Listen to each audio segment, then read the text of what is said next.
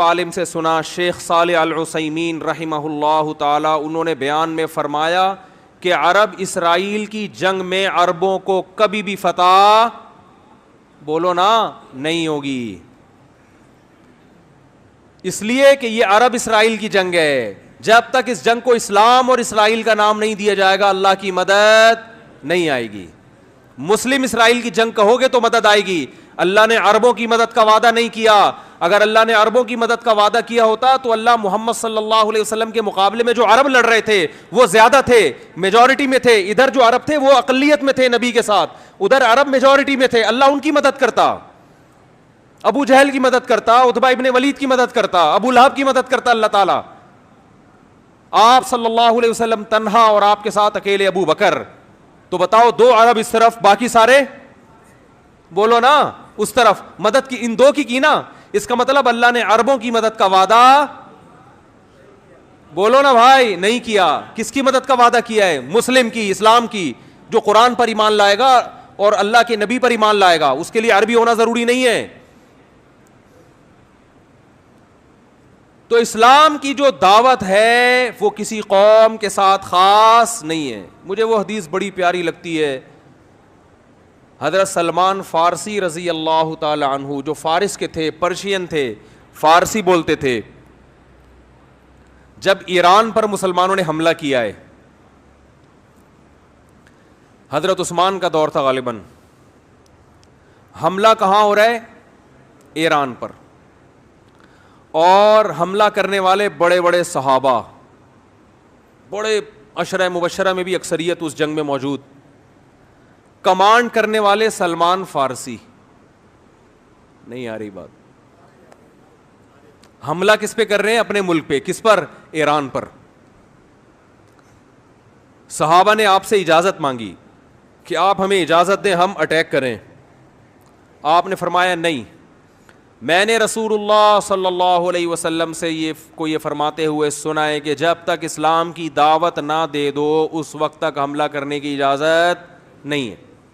تو حضرت سلمان فارسی اپنی قوم پر حملہ کس کے خلاف ہو رہا ہے؟ بولو نا یار، کیا ہو گیا بھائی؟ بولنے میں کوئی پابندی ہے؟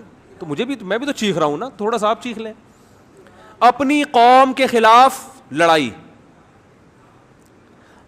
تو لڑائی سے پہلے اپنی قوم کے پاس دعوت لے کر گئے. دعوت کا انداز دیکھیں. جب بھی اسلام کی دعوت دی جاتی ہے تو انداز یہ ہوتا ہے بھائی ہم سب تم کو ایک خدا کی طرف دعوت دیتے ہیں، آؤ اسلام پہ تحقیق کرو، یہ دین برحق ہے. یہ تھا نا؟ نا نا نا نا نا، یہ انداز نہیں. اس وقت جو اسلام کی سب سے بڑی خوبی تھی نا اس کو ہائی لائٹ کیا کہ اس کے بعد بھی اگر اسلام سمجھ میں نہیں آ رہا تو پھر تمہاری سمجھ میں نہیں آئے گا. وہ خوبی یہ ہے کہ یا اہل فارس، اے اہل فارس، انا رجل منکم، میں تمہاری قوم کا آدمی ہوں. تمہیں پتہ ہے کہ عربوں میں عصبیت کوٹ کوٹ کے بھری ہوئی ہے. عرب کے علاوہ کسی کو برداشت نہیں، اپنے جیسا کسی کو نہیں سمجھتے. مجھے عرب نے نہ صرف یہ کہ عزت دی ہے اپنے جیسا، بلکہ اپنے سے برتر مجھے کمانڈر بنا دیا. عرب کی قیادت کس کے ہاتھ میں ہے؟ کمانڈر کون ہے؟ میں ہوں.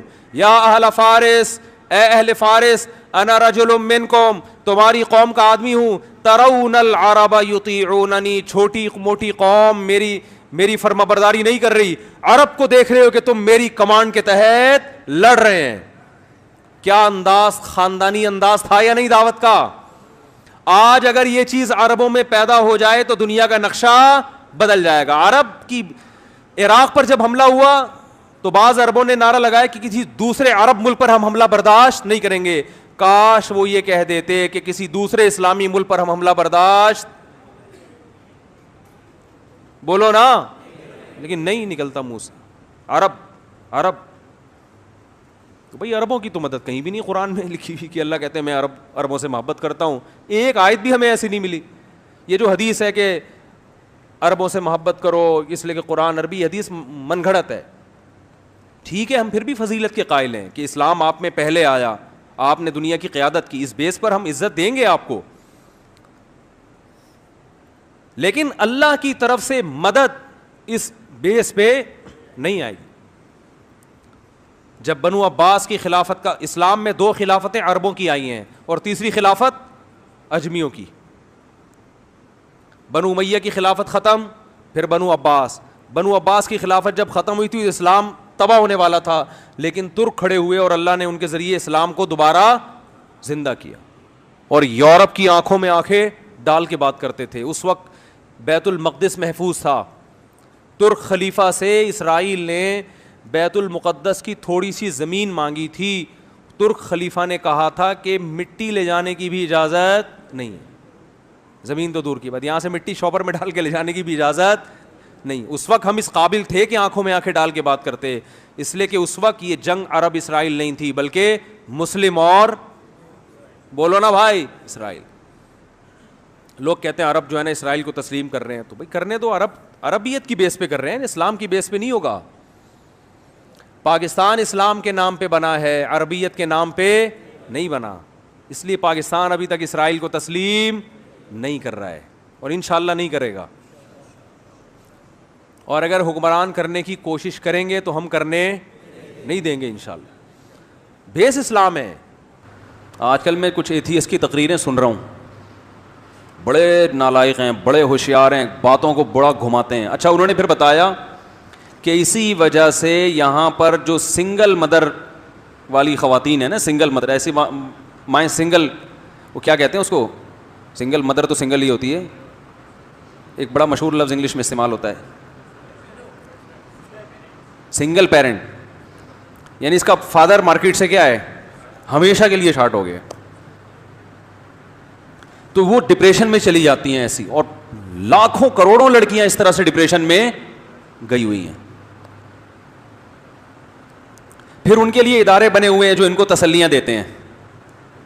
یہ ہے آزادی، عورت کی آزادی، کماؤ، جاب کرو، مرد کے سہارے پہ مت جیو. ہمارے ہاں ذرا سروے کر کے دیکھو مردوں کا حال کیا ہے. لطیفے کس پہ بنتے ہیں شادی کے بعد؟ آدمیوں پہ بنتے ہیں. ٹھیک ہے کہ کچھ گھروں میں ناانصافیاں بھی ہوتی ہیں، ظلم بھی ہوتا ہے، مانتا ہوں، میجورٹی ایسی نہیں ہے. ایسی ہوتی تو یہ تمیز سے تھوڑی یہاں بیٹھے ہوئے ہوتے ٹوپیاں سر پہ لگا کے جمعے کی نماز. سب کے پیرنٹس جتنے یہاں لوگ بیٹھے ہیں، بتاؤ آپ سب کے باپوں نے آپ کی ماؤں کے ساتھ اچھا سلوک کیا، وفاداری کی کہ نہیں کی؟ اس پورے مجمع میں ایک آدھ شاید ایسا ہوگا جو یہ کہے گا میرے ابا نے میری اماں کے ساتھ اچھا نہیں کیا. 99.9% ایسے ہوں گے جو کہیں گے بھائی ہمارے ابا نے اماں کو گھر بھی لے کے دیا، ہمیں بھی اسکول میں پڑھایا، اور اب بھی ہماری اماں عزت احترام کے ساتھ گھر میں بیٹھی ہوئی ہیں. 99.9%. تو میں ایک ایتھیسٹ کی تقریر سن رہا تھا ایک ہفتہ پہلے یوٹیوب پہ. نام اس لیے نہیں بتاؤں گا کہ مشہور ہو جائے گا، کیونکہ ہم نے بہت سے نالائقوں کو بہت نام لے کے نا بہت مشہور کر دیا ہے. اور وہ بھی میرا نام نہیں لیتا، حالانکہ اس کو پتا ہے کہ میں ایتھیزم کے خلاف بہت بولتا ہوں. وہ کیوں میرا نام نہیں لے رہا؟ اس کو پتا ہے مفتی صاحب جواب کیا دے رہے ہیں میرے خلاف، خاندانی. وہ نام بھی ایسے لوگوں کے لیتا ہے جن کو سن کے لوگ اور اسلام سے دور ہو جاتے ہیں. ان کا نام لے کے کہتے ہیں انہوں نے جو اسلام کی دلیل دی ہے نا یہ غلط دلیل دی ہے، تاکہ لوگ ان کو سنیں اور ویسے ہی کنفیوژن کا شکار ہو جائیں. کچھ ایسے اسلامک اسکالر ہیں تو نہیں اسلامی لیکن مشہور ہیں کہ اسلامک اسکالر ہیں. تو اس نے ایک خاتون کو بٹھایا ہوا، وہ بھی خدا کا انکار کرنے والی. وہ کہہ رہی ہیں اسلام نے کیسی سختی کی ہے عورتوں کے اوپر، ایسی سختی کی ہے کہ مرد زبان سے 3 لفظ نکالتا ہے اور بیچاری عورت کا بیڑا غرق ہو جاتا ہے. 3 دفعہ طلاق نکالتا ہے اور عورت کا بیڑا کیا ہو جاتا ہے؟ غرق. اور پھر کہنے لگی انڈیا نے اچھا کیا کہ 3 طلاقوں پہ پابندی لگائی اور اس پہ سزا رکھی ہے، اور بیڑا غرق ہو جاتا ہے. تو تائید کر رہا ہے وہ اس کی سامنے جو بیٹھا ہوا ہے اور 2-4 لوگ اور بھی. ہاں یار یہ دیکھو اتنا بڑا رشتہ، اتنا گہرا رشتہ، 3 لفظ نکالے اور کیا ہو گیا؟ ختم.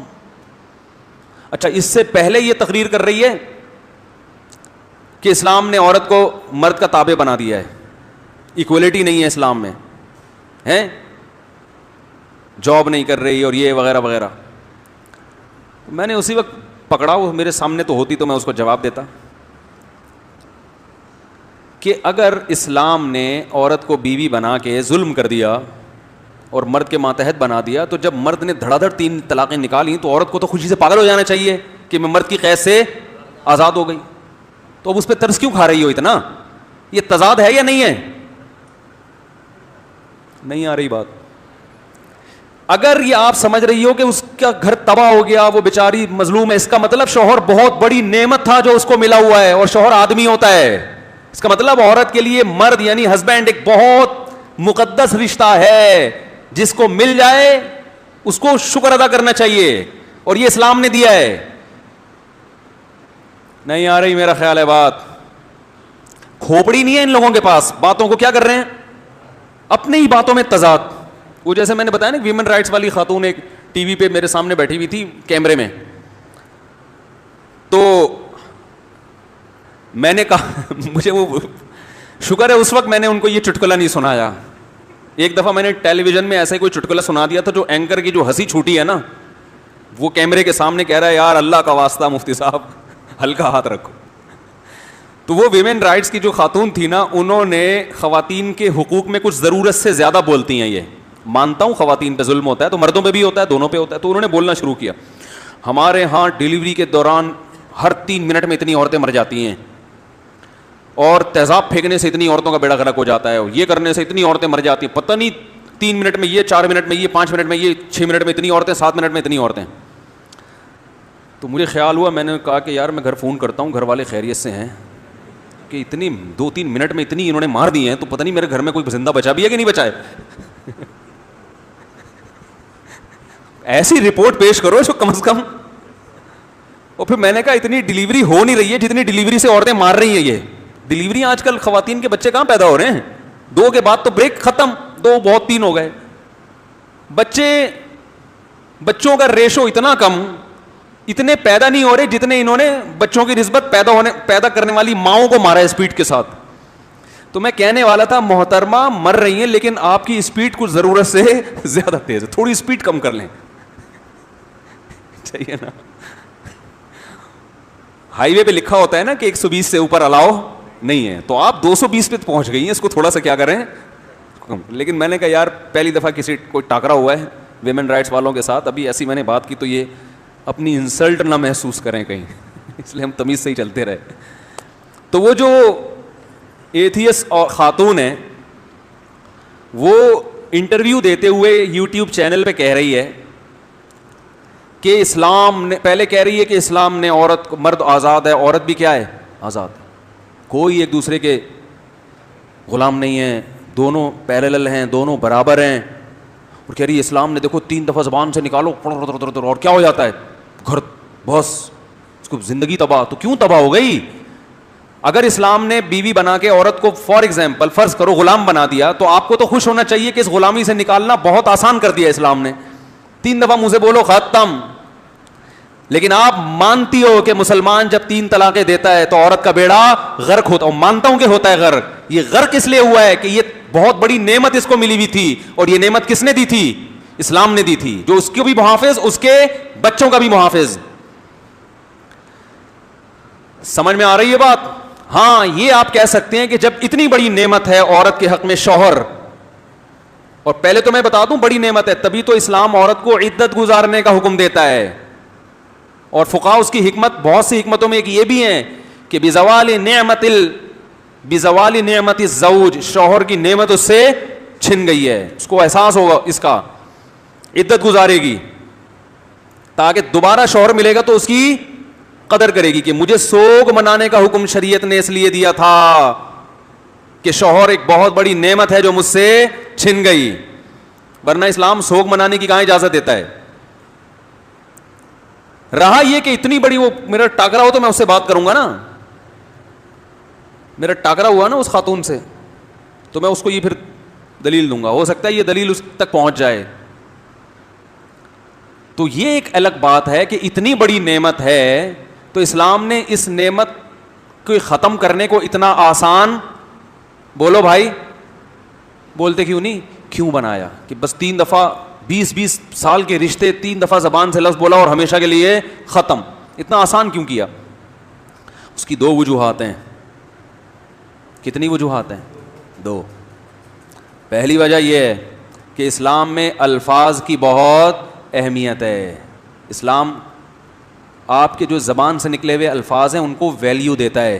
لہذا اسلامی معاشرے میں کامیاب زندگی گزارنے کے لیے آپ کو اپنی زبان کی حفاظت کرنی پڑے گی. اور یہ صرف اسلام میں نہیں ہے, ہر کامیاب ادارے میں یہی اصول ہے کہ زبان سے نکلے ہوئے الفاظ ریورس نہیں ہوتے, ورنہ ایک بھیڑ چال والا نظام ہوگا. فوج میں کوئی جونیئر اپنے آفیسر کو 3 فحش گالیاں نکال دے کھڑے کھڑے ہیں بھائی. ایک عام رنگروٹ سے کوئی بریگیڈیئر ملنے کے لیے آیا ڈیوٹی کے دوران, اور وہ اپنے بریگیڈیئر کو کیا کہے 3 دفعہ کوئی بھاری بھرکم گالیاں نکال دے, ہیں ایک ہی کافی ہو جائے گی, اسی کے پہ وہی اثر ہوگا جو 3 کے بعد ہوتا ہے. کورٹ مارشل ہوگا کہ نہیں ہوگا؟ ایسی کی چمڑی ادھیڑ دیں گے اس کی, ایسی کی تیسی ہو جائے گی. اب وہ کہ غصے میں تو انسان کچھ بھی بول سکتا ہے, سر ایکچولی مجھے بہت غصہ آیا ہوا تھا, ایکچولی میں بہت طیش میں آ گیا تھا, اتنی دیر سے پریڈ میں دھوپ میں کھڑا ہوا ہوں, ایکچولی میں یہ, اور زبان سے 3 الفاظ ہی تو نکلے, 3 بھی نہیں ایک ہی نکلا ہے نا, تو کیا ہو گیا؟ وہ کہے گا سائڈ پہ آ جا, وہ کیا کہے گا اس کو ذرا چھاؤں میں لے جاؤ. وہ کہے گا آج تک فوج کی تاریخ میں ایسا کسی کی زبان سے لفظ نہیں نکلا, اور جس سے ہر نکلا ہے تو اس کا بیڑا بھی غرق ہوا ہے. وہ اتنے سارے جو کھڑے ہوئے ہیں ان میں سے کسی کی زبان سے نہیں نکلا, حالانکہ یہ بھی دھوپ میں کئی گھنٹوں سے کھڑے ہوئے ہیں. اس کی وجہ ہے کہ ان کو پتا ہے کہ یہ زبان سے لفظ نکلے گا تو اس کا نتیجہ کیا نکلے گا. اس کو پتا ہے کوئی آدمی اپنے باپ کو گالی دے, دوبارہ باپ سے نظریں ملانے کے قابل رہے گا؟ اسی وجہ سے لوگ نہیں دیتے. ان کو پتا ہے بھائی یہ باپ کو گالی جو ہے نا یہ ہلکی بات نہیں, جتنا بھی غصہ آئے مارے بھی کھا لیتے ہیں, ابا کو گالی نہیں دیتے ہوں گے جو بہت ہی گھٹیا اور غیر خاندانی لوگ ہیں, کہ نارملی نہیں ہے یہ ایسا, پٹتے ہیں, ماؤں سے بھی پٹتے ہیں, باپوں سے بھی پٹتے ہیں, اس لیے کہ اس لفظ کے میننگ معلوم ہے اور اس کا پتہ ہے کہ اس کے اثرات خطرناک نکلیں گے. ایک دفعہ بھی گالی نہیں دی جاتی, اور جو دیتے ہیں پھر اس کے اثرات بھی ہوتے ہیں. تو اسلام میں الفاظ کی بہت ویلیو ہے, سوچ سمجھ کے بولو. دوسری بات کہ اگر ہم یہ فرض کر لیں کہ اسلام کا یہ نظام غلط ہے, تھوڑی دیر کے لیے فرض کر لیں کہ 20 25 سال پرانے رشتے, اتنے بچے بھی ہو چکے ہیں, صرف 3 لفظ زبان سے بولے اور وہ رشتہ ہمیشہ کے لیے ختم ہو گیا. فرض کر لو اسلام کا یہ سسٹم کیا ہے, غلط ہے. تو ظاہر ہے پھر جو لبرل لوگوں کے پاس سسٹم ہے وہ صحیح ہے. پھر کیا خیال ہے کہ عدالت سے کیا لو, عدالت علیحدگی کرے گی, مرد کو رائٹ نہیں ہے. تو ہم دونوں سسٹم میں تقابل کرتے ہیں, کمپیئر کرتے ہیں کہ طلاق کا ریشو کس سسٹم کو فالو کرنے والے لوگوں میں زیادہ ہے اور کس سسٹم کو فالو کرنے والے لوگوں میں کم ہے. تو آپ کی اطلاع کے لیے عرض ہے کہ دنیا میں سب سے کم طلاق کا ریشو مسلمانوں میں ہے, حالانکہ طلاق سب سے آسان ہے. اور دنیا میں سب سے زیادہ طلاق کا ریشو ہندوؤں اور گوروں میں ہے, حالانکہ ان کے یہاں طلاق دینا مشکل ہے. جن کے ہاں طلاق دینا مشکل ہے ان کے ہاں ریشو زیادہ, جن کے ہاں آسان ہے ان کے ہاں ریشو کم. اس کا مطلب آپ کا سسٹم دیکھنے میں اچھا ہے, حقیقت میں اچھا نہیں ہے. ہمارا دیکھنے میں اچھا نہیں ہے, گہرائی میں جاؤ گے پتہ چلے گا بہت اچھا ہے. اور جو اس سسٹم میں آپ کو خرابی لگ رہی ہے نا, یہی خرابی اس کا حسن ہے. اسی وجہ سے نہیں ہے طلاق, اس لیے کہ مرد کو پتا ہے کہ 3 دے دی تو ریورس گیئر نہیں ہے. یہی چیز مرد کو طلاق دینے سے روکتی ہے. اور آپ کیا پتا ہے 10 دفعہ عدالت میں نکاح بھی ہو سکتا ہے, 10 دفعہ عدالت میں طلاق بھی ہو سکتی ہے. یہی چیز آپ کو ڈیورس پر مجبور کرتی ہے. بہت مشکل ہے بات سمجھانا. ارے مشاہدے سے بڑھ کر بھی کوئی دلیل ہوتی ہے. دیکھو 2 آدمی ہیں, 2 مریض. ایک مریض کو حکیم نے کہا, دونوں باریک دبلے, ایک مریض کو حکیم نے کہا کہ اس کو خربوزہ کھلاؤ اس کی صحت اچھی ہو جائے گی. دوسرا حکیم کہہ رہے نہیں خربوزہ نہیں, اس کو سیب کھلاؤ. اب دونوں حکیموں کا کیا ہو گیا, اختلاف. اب آپ نے خود ریسرچ شروع کی کہ یار ان دونوں پیشنٹ کو خربوزے سے صحیح ہوں گے یا سیب سے صحیح ہوں گے. تو آپ نے گوگل پہ سرچ کرنا شروع کیا, سیب میں کیا ہے, خربوزے میں کیا ہے, اس کی بیماری کیا ہے, اس کی بیماری سے کون سا پھل زیادہ میچ کر رہا ہے. بڑے لمبی چوڑی تحقیقات کے بعد آپ نے سیب تجویز کیا. فار ایگزامپل, مثال دینے میں گورنمنٹ کی طرف سے کوئی پابندی نہیں ہے. لوگ کہتے ہیں پتہ نہیں کس قسم کی مثالیں دے رہے ہیں. اب آپ نے وسیم کو سیب کھلا دیا, وہ اور باریک ہو گیا. خربوزے کے بارے میں آپ کی کوئی تحقیق نہیں تھی, بلکہ جتنی تحقیقات گوگل پہ آپ نے سرچ کی اس سے لگتا تھا کہ خربوزہ فار ایگزامپل مثال کے طور پر گورنمنٹ نے پابندی چونکہ نہیں لگائی ہے اس لیے مثال دے رہا ہوں کہ اور کمزور کر دے گا آپ کو, لیکن وہ آپ نے سلیم کو کھلایا, اس سے وہ کیا ہو گیا, صحت مند. تو آپ کہو گے رپورٹیں گئیں, بولو بھائی تیل لینے. اگر کوئی کہے نا اب سلیم نے خربوزہ کھایا تو صحت مند ہو گیا, سیب کھایا تو دبلا ہو گیا, اب جتنے بھی حکیم ساری رپورٹیں لے کر آئیں گے یار خربوزے سے یہ نہیں ہوتا, اصل میں تو تمہیں سیب وہ کہے گا ان رپورٹوں کو اپنے پاس رکھو, مشاہدے سے بڑھ کر کوئی دلیل نہیں ہوتی. مشاہدہ یہ ہے کہ مسلمانوں کا جو فیملی سسٹم ہے آج بھی پوری دنیا میں سب سے زیادہ خاندانی ہے, نمبر 1 ہے. اتنا برداشت کسی کے باپ میں دم نہیں ہے جتنا ہم اپنی بیویوں کو مسلمان مرد یعنی ہم سے مراد برداشت کرتے ہیں. اور میں اس گھر میں بھی بیان جاتا ہے نا, بولیں گے اچھا یعنی ہم سے مراد ہم سب, غلطی سے ہم نکل گیا تھا, آپ بھی شامل تھے اس میں. اتنا دم کسی میں آج کل نہیں ہے, سروے کرو پتا چلے گا. جتنا بیٹیوں کو ہمارے معاشرے میں باپ شوق سے پالتا ہے نا, بیٹیوں کا غم اٹھاتا ہے, گوروں میں اور ہندوؤں میں یہ دم نہیں ہے, ان میں بھی چند ایک ہی ہیں, میجورٹی نہیں ہے. لڑکیوں کو پیدا بھی کرتے ہیں, پالتے بھی ہیں, ان کی شادیوں کا بھی انتظام, ان کی ساری ٹینشن لیتے ہیں, نہ پیدائش سے روکتے ہیں, یہ بھی نہیں کرتے, یہ جرم بھی نہیں کرتے. ویمن رائٹس کی باتیں بہت ہیں مگر جو ویمن رائٹس پہ سب سے زیادہ چیختی ہے نا, اپنے گھر بیٹی پیدا ہونے پہ سب سے زیادہ وہ روئے گی پہلے. سمجھ رہے ہو کہ نہیں سمجھ رہے؟ ہمارے یہاں خوشی مناتے ہیں.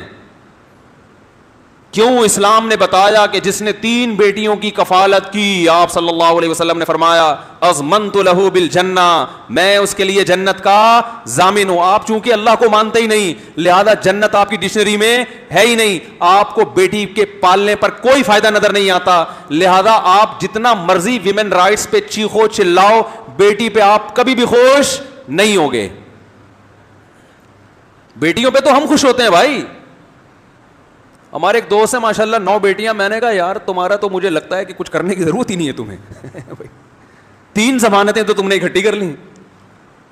او بھائی کہیں جاب جاتے ہو نا جاب کے لیے تو کچھ پوا ہوتا ہے نا, سفارش ہوتی ہے, ایک آفیسر کی سفارش مسترد کر دی, دوسری لے آئے گا آدمی, تیسری لے آئے گا, تو کسی نہ کسی کی تو چلے گی نا.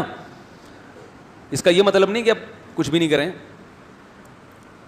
جنت میں جانے کے سارے اسباب اختیار کرے انسان, جہنم سے بچنے کے سارے اسباب اختیار کرے. اسباب تو سارے اختیار کرنے ہیں. اب قیامت میں کون سا تکا لگ جائے, بہت سو کی بیٹیاں بخشوا دیں گی ان کو.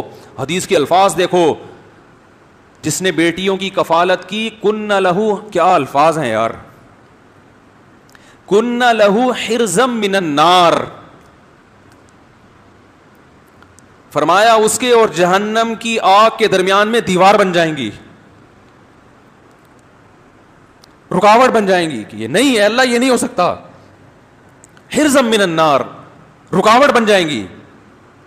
آپ کسی کا رکاوٹ کسے کہتے ہیں؟ رکاوٹ کہتے ہیں آپ کا ٹریک تو وہی ہو, جاؤ اس طرف رہے ہوں. جیسے آپ جا رہے ہوتے ہیں کسی گلی میں مڑنا ہوتا ہے, آپ کی نیت یہی ہے اسی گلی میں گھسنا ہے, لیکن بیریئر لگا ہوتا ہے, آپ کہتے ہیں یار چاہتا تو ہوں مگر اس بیریئر کی وجہ سے نہیں جا سکتا. کیا مطلب؟ وہ گناہگار باپ جو اپنے عمل سے یہ ثابت کیا اس نے کہ میں جہنم میں جانا چاہتا ہوں, عمل اس کو کہاں لے کے جا رہا ہے؟ جہنم. لیکن بیریئر کس کا ہوگا؟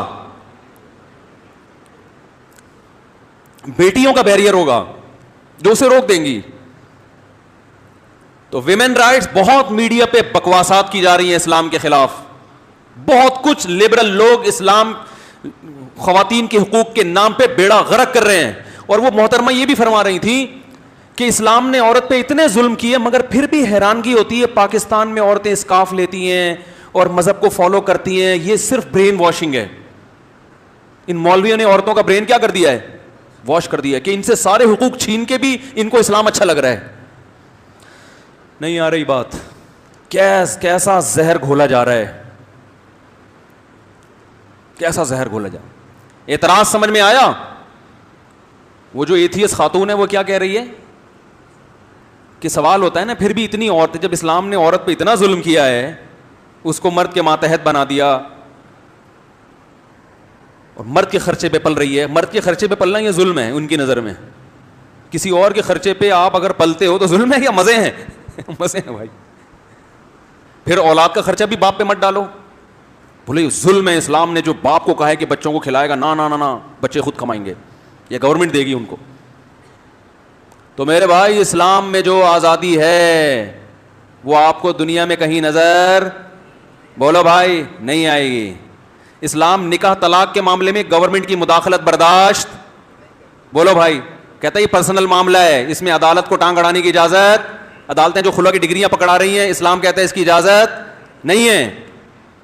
آپ کی بیوی عدالت چلی جائے, جج صاحب فوراً خلا پکڑا دیں گے. یہ آزادی ہے, یہ غلامی ہے, یہ گورنمنٹ کی غلامی ہے کہ جو مہر آپ نے خرچ کیا ہے بھائی, آپ نے اس کو اپنے گھر میں تحفظ دیا, اب وہ جج کی مرضی سے آپ کے نکاح سے نکل گئی, تو یہ آزادی تھوڑی ہے, یہ تو آپ کو حکومت کا غلام بنا دیا کہ آپ اپنی بیوی کے مالک بھی نہیں ہو. آپ کہہ سکتے ہو بیوی کو بھی تو آپ کا غلام بنا دیا, نہیں بنایا, صرف نکاح کے معاملے میں ماتحت بنایا ہے, غلام نہیں بنایا, ماتحت بنایا نکاح کے معاملے میں کہ چونکہ اس پہ کچھ ذمہ داریاں ڈالی ہیں لہذا کچھ چیزوں کی اطاعت آپ نے کرنی ہے. خیر, تو میں یہ عرض کر رہا تھا کہ اسلام نے ہمیں انسانوں کی غلامی سے نکال کے کس کا غلام بنایا؟ اللہ کا. اور رائٹ انسانوں کو دیے ہیں, حکومت کو رائٹ حکومت سے چھینے ہیں. اب ہر معاملے میں آپ دیکھو, یہاں تک کہ رسول اللہ صلی اللہ علیہ وسلم سے صحابہ نے پوچھا یا رسول اللہ ہم چیزوں کی قیمتیں متعین کر دیتے ہیں, آپ متعین کر دیں. آپ نے فرمایا نا نا نا نا, ان اللہ هو المسعر, چیزوں کی قیمتیں اللہ متعین کرتا ہے. جس چیز کو اللہ نے سستا کرنا ہوتا ہے زیادہ پیدا کر دیتا ہے, جس چیز کو اللہ نے مہنگا کرنا ہوتا ہے اس کو بولو کم کر دیتا ہے.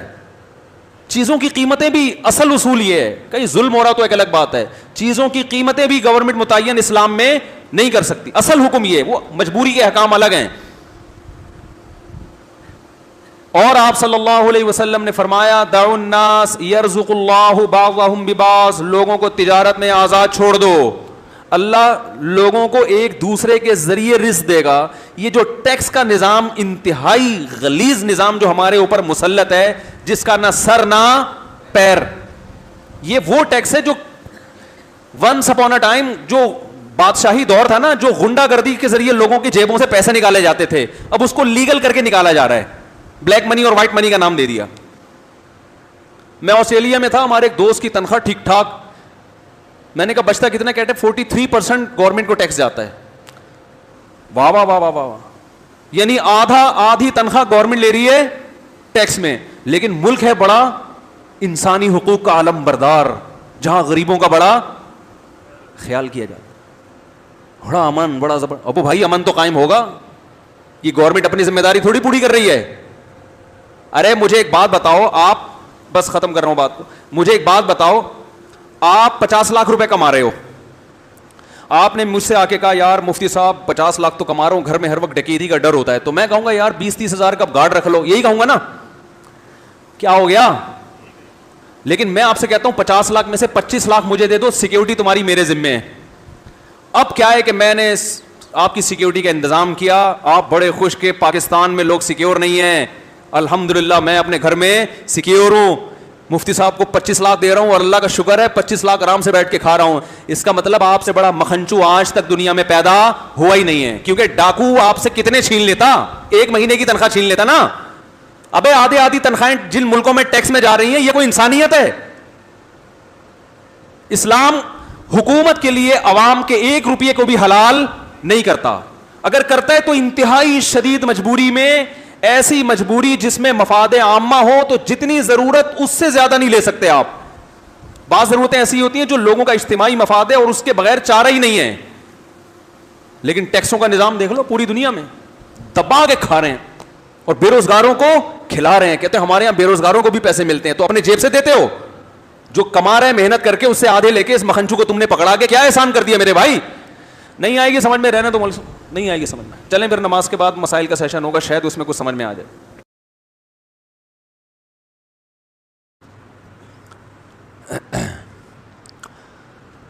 یہ جو میں نے ٹیکس کے بارے میں بیان کیا ہے نا,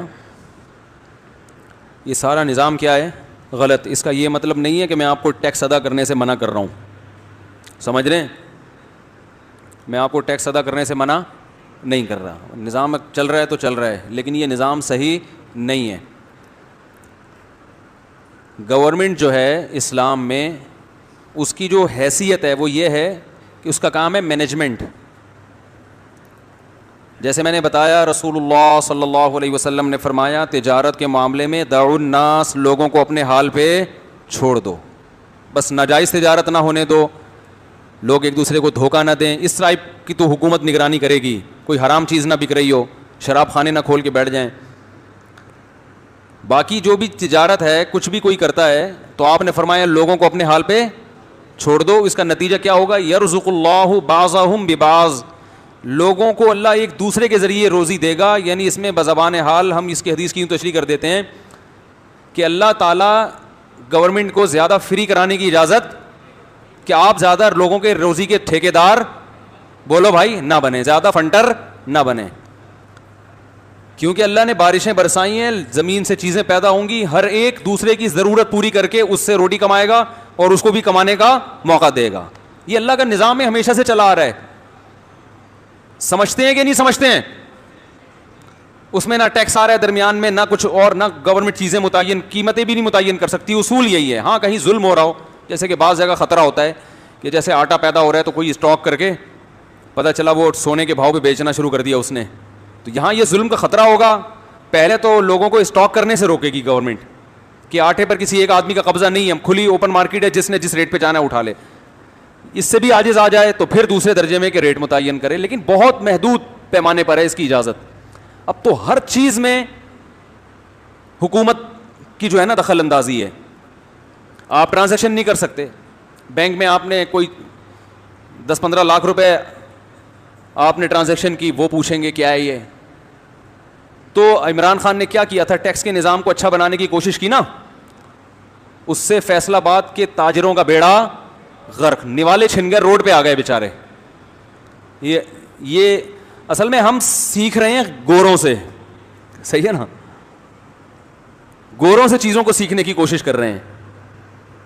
تو اس کا نتیجہ کیا نکلتا ہے؟ کوا چلا ہنس کی چال اور پھر اپنی بھی بھول گیا. تو ٹیکس کے نظام کو فیئر کرنے کی عمران خان نے کوشش